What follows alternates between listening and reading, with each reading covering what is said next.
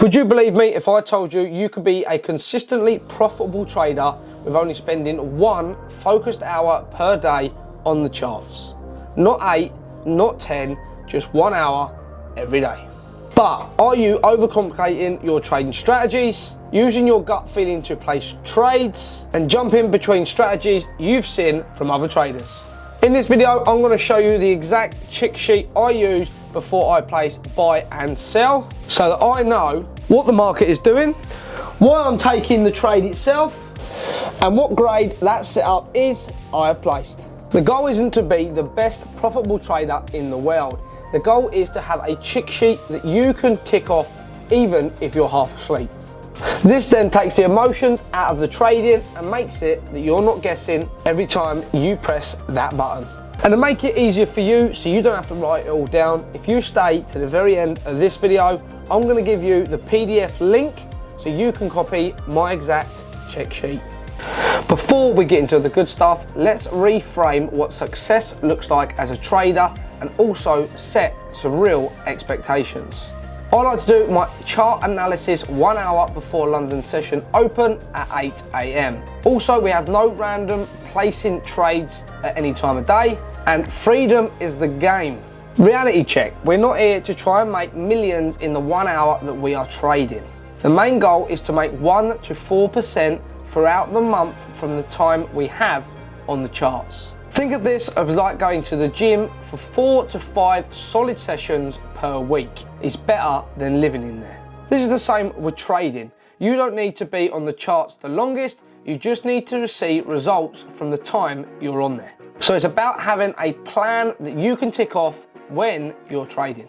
So for the people that are already members inside the Limitless Trading Club, you can find the checklist in the resources section on the school community. Let's get to it. We're going to start on with the traders checklist, and here it is. You can see the traders checklist, and we first of all start with the stop loss there, and the idea of that is here you can see we're going to put down the size of stop loss we're using on every trade we place.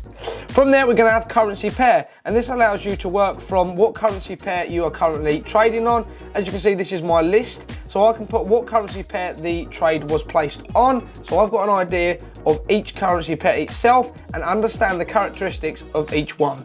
You can do this inside the 1 hour you allocate every day. Then we go over to key level testing, and this is mainly for the MSB and MSBC setups, but we're looking for a weekly or daily time frame test on support or resistance, because that's how we trade. So this will allow us to understand on what time frame the support and resistance was found, and add that into the list. So we make sure that trades have to be rejecting support and resistance on the daily or weekly time frame. From there, we then go to structure, and this is the different type of structure you're trying to trade. So as you can see on here, we've got AUD CAD, and we currently have a head and shoulders pattern playing out. What we're now looking for is an MSBC setup, and that is then going to be a push down, a pull back, and then a continuational push. Market structure, breakout, and then we're waiting for the continuational push. So that's what we're after on the MSBC, and this allows us then to put down what style of market structure we are looking for.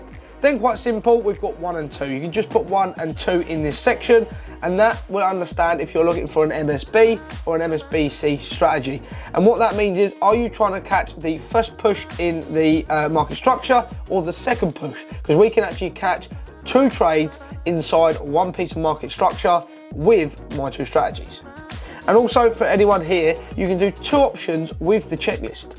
You can either have this as a PDF and add it in on the computer, or you can do what I do, because I'm a little bit posh and I prefer to print it out and have it on the side so I can fill it out by hand, because that makes it easier for me. Then we're going to go over to a lower time frame EMA cross or the structure bio. And what that is, what we're looking for here, as you can see, price has pulled up and created a higher high or has created a right shoulder. We're looking for an EMA cross. We're currently on the 1 hour time frame, and you can see here we had that 1 hour EMA cross before price pushed and pulled back up. That then is a good sign that price is now reversing. As you can see here, look, price from this point onwards went all the way up until it then crossed, and now price is looking to now move in the bearish movement instead of moving up in bullish movement. And just for the members there, Jack, and people watching, what EMAs do you use? Millions of them. We do indeed, and that you will find inside the Limitless Trading Club when I show you how to set up and work the MSB and MSBC strategies. But we do use the 50 EMA and the 15 EMA. I'm not going to tell you which way that is because you need to find that inside the Limitless Trading Club, but they're the two EMAs you can currently see on the chart. Good pick up there, Sam. Finally, we then go through to the EMA retest or the structure retest, and we're just waiting for price to pull back to a certain point. And the main thing of this checklist is just to keep yous inside what the strategy wants and not have emotions towards the markets. We've all been there inside our trading journey, and most of you are on that period or that hurdle in your journey that you are using emotions to trade instead of using a checklist that makes it simple so you don't make mistakes. This just allows you to then understand that if a trade hits stop loss, it's just because the market went in a different direction. Instead of that you placed it on emotions, or you placed the wrong setup, or you had the wrong stop loss, it just gets rid of all of that so you can step your emotions away from trading and just place trades you need to. At the end of the day, these setups here and my strategies only probably have a strike rate of about 30 to 40%. So we're going to lose more trades than we win, but we're actually going to make profit due to risk to reward ratio that we will get on in a minute. Then we're going to go from there. We was on, I've skipped ahead there people, we was looking at pullbacks, that's what we was after. First of all, we've got two different ways. We have an EMA retest. So that is if prices pull back to like the 4-hour 50 there. So what we're waiting for, if I go to the 4-hour time frame, you can see I'm waiting for price to create a new lower low and then pull back into the 4-hour 50 EMA. That then will allow me to have a barrier for price to pull back to before then pushing down in bearish movement. But we also have Fibonacci, and that is another good way to see if prices pull back enough. So we can go here, put it at the high, we then put it all the way down to where the low will be created, and you can see here for this setup I'm wanting a minimum of 382 fib, and that will then just allow us to understand that price has exhausted enough before pushing down, because sometimes you can enter a trade too early and price hasn't fully exhausted or pulled back enough, you get taken out of the trade and then it hits your TP. We've all done that, and that is more frustrating than missing the trade. So then we get into the last couple of sections on the trader's checklist. We then have the candlestick or your engulfing candle, what candlestick you're going to take as an entry, because we use the 1-hour time frame or sometimes even the 15-minute to grab our entries.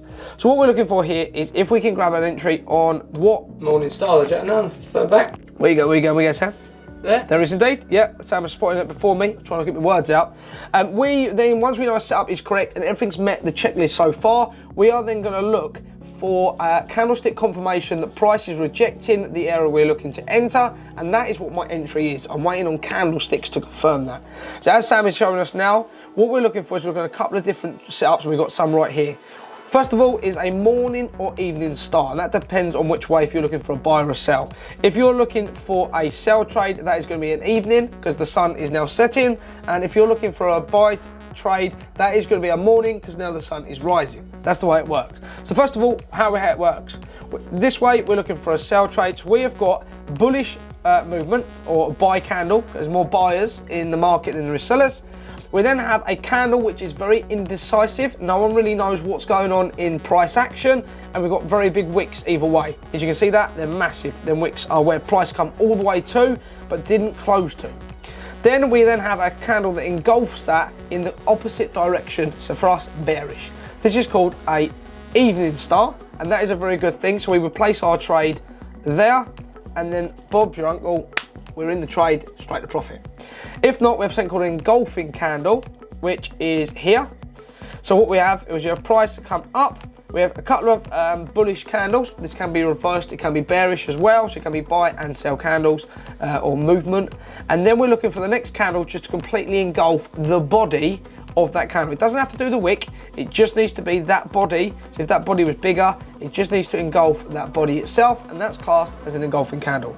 And that's what we're working for. We're working for different types of candlestick confirmation, and we write that down on there so you understand what one works best with which setup on which time frame, because a 1 hour time frame candlestick is stronger than a 15-minute time frame. So you might actually work out the right 15-minute time frames do not work on this strategy, and we can go to the 1 hours only. Also, we do have another one here as well, is we have a double engulfing candle. You can see we have two bullish candles and two bearish candles here. So these two engulfed that one, and I would take them if it was a very, very good setup and everything else was met criteria wise. I would look to take them. They're not as strong as a single engulfing. They are not, but you still will take them in certain circumstances on setups. So let's get to the final bit on the traders checklist. That is going to be significant RRR, and that stands for risk to reward ratio. And this just means the amount you're getting back from what the risk you're putting in. So I only ever risk 1% on all trading setups. So let's say I've got 100,000 in my trading account. That means I'm going to risk one. Yeah, we have funded and personal. We are going to have £1,000 on each trade I place.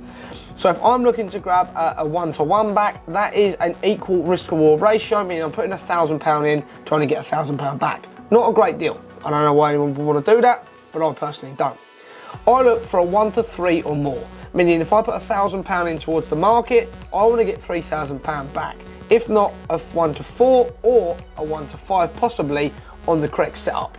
This is all down to the currency pair you're on, the setup size. Is it on a 4-hour time frame or 1-hour time frame, and also where the support and resistance zones are, because you don't want to trade through them, you just want to trade between them.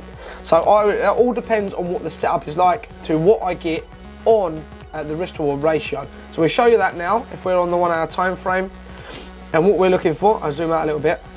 You can see I'm trying to trade between. This here is the resistance, it's above, and this here is the support, it's below. And we're trying to trade between the two.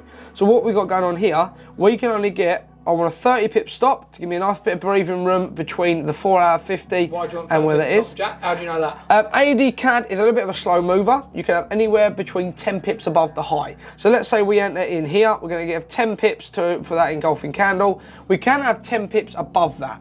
That means that we are only going to have a 20 pip stop, and that would be enough for AUD CAD, but other pairs like Euro USD would not be enough. You need more room to breathe. I don't want to get caught out on this trade. I am going to have a 30 pip stop, just allow 20 pips of breathing room on this setup. But because our support zone is very, very close, we can only catch a 1-to-3 trade on this setup. If our support zone was right down the bottom here, we could then look to adjust this and have it to 1-to-4 or possibly nearly a 1-to-5. As you see there. The only problem with that is we're right on that zone, and you've got to remember your support and resistance zones are more like a box than they are a perfect line. So I wouldn't want to place a trade that tight, so I'd bring that to 1-to-4.5 and allow a little bit of breathing room just in case the price action doesn't hit where it needs to go. Finally, we are on to it. We're on a roll, people. Everyone's learning. The last one is your profit loss. So if we placed the trade, everything was met, bang, thank you very much. We are now in the trade. We've got the correct engulfing candle. We've got our risk to reward ratio set out as I've just shown. And we now need to know if the trade was a profit or a loss. It could even be a break even. So, quick recap with the traders checklist. It's there just to keep you accountable and keep your emotions out of the market so you can actually make profits instead of just placing silly trades. So now you've stayed to the end of the video. If you go into the description section below, you will find the PDF link to the Limitless Trading Club checklist. And if you want to go into that more detail and see the added extras we use alongside the checklist, click the other link below, and that will take you straight to the Limitless Trading Club, where you need to book a mentorship call with me to see if our mentorship can suit you and help you in your trading. And if you don't want to click either of the links below, head over to the Limitless Trading Club YouTube channel, where you will find more trading content I have posted.